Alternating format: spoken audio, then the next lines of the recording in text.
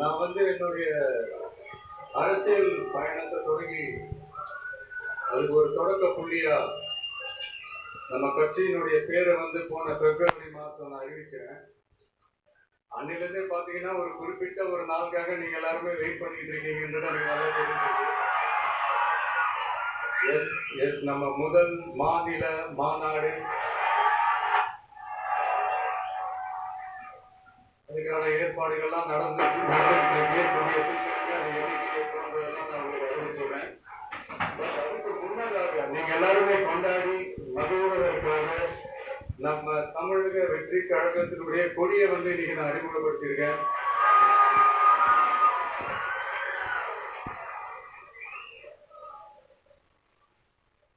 இது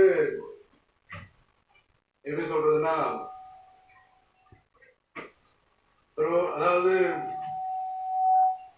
என் நெஞ்சில் குடியிருக்கும் என்னுடைய தோழர்களாகிய உங்க முன்னாடியும் சரி,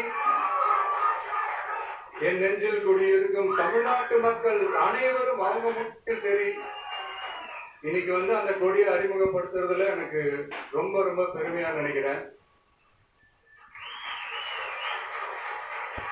இது வரைக்கும் நாம நமக்காக உழைச்சோம். இனி வரப்போற இயர்ஸ்ல நம்மள ஒரு கட்சி ரீதியா நம்மளை தயார்படுத்திக்கிட்டு தமிழ்நாட்டுக்காகவும் தமிழ்நாட்டு மக்களின் உயர்வுக்காகவும் நாம் எல்லாருமா சேர்ந்து உழைப்போம்.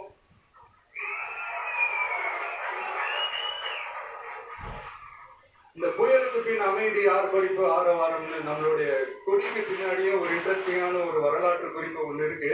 அது என்னன்னு அதான் நீங்க எல்லாம் ஒரு நாளுக்காக வெயிட் பண்ணிட்டு இருக்கீங்கன்னு சொன்னல. அன்னைக்கு நம்மளுடைய கொள்கைகள் என்ன, நம்மளுடைய செயல் திட்டங்கள் என்னன்னு சொல்லும் போது அன்னைக்கு இந்த கொடிக்கான விளக்கத்தையும் நாங்க சொல்றோம். அது வரைக்கும்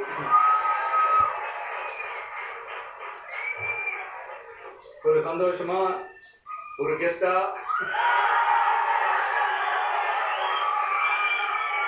நம்ம இதை ஏற்றி கொண்டாடுவோம். இது வெறும் நம்மளுடைய ஒரு கட்சிக்கான கொடியா மட்டும் இதை நான் பார்க்கலைங்க.